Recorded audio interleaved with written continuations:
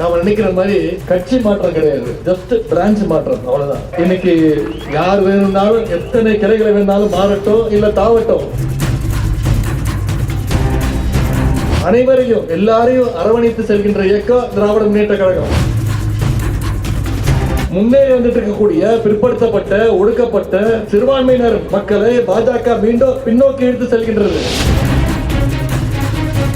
திமுக காப்பாற்றிட்டு இருக்கு பாத்தீங்கன்னா, பாசிச பாஜக அரசுக்கு, ஒன்றிய அரசுக்கு அதிமுக இன்னைக்கு அதுலயும் துணை போயிட்டு இருக்கு.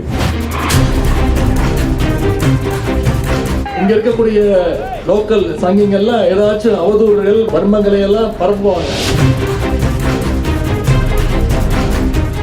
நாம நினைக்கிற மாதிரி கட்சி மாற்றம் கிடையாது, ஜஸ்ட் பிரான்ச் மாற்றம், அவ்வளவுதான். இன்னைக்கு யார் வேணும்னாலும் எத்தனை கிளைகளை வேணாலும் மாறட்டும் இல்ல தாவட்டும். இதற்கு இந்த மேற்கு மண்டலத்துடைய 2026 சட்டமன்ற தேர்தலுடைய வெற்றி, யார் வந்தாலும் மேற்கு மண்டலத்துல திமுகவுடைய வெற்றியை, நம்முடைய கூட்டணியுடைய வெற்றியை யாராலும் தடுக்க முடியாது என்பதை இன்றைக்கு இந்த வந்திருக்கக்கூடிய கூட்டத்துடைய எழுச்சி சுட்டிக்காட்டுகின்றது. அனைவரையும் எல்லாரையும் அரவணைத்து செல்கின்ற இயக்கம் திராவிட முன்னேற்ற கழகம். இது பொறுக்க முடியாத பாசிச பாஜக அரசு என்ன பண்ணிட்டு இருக்கு? ஏழை எளிய பிற்படுத்தப்பட்ட ஒடுக்கப்பட்ட மக்களுக்கு எதிராக செயல்படுகிறது ஒன்றிய அரசு.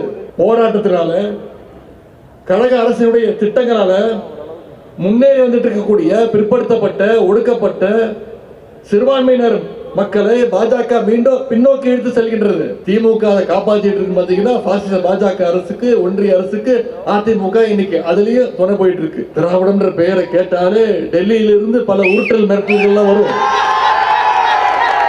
இங்க இருக்கக்கூடிய லோக்கல் சங்கிங்கெல்லாம் ஏதாச்சும் அவதூறுகள் வன்மங்களை எல்லாம் பரப்புவாங்க.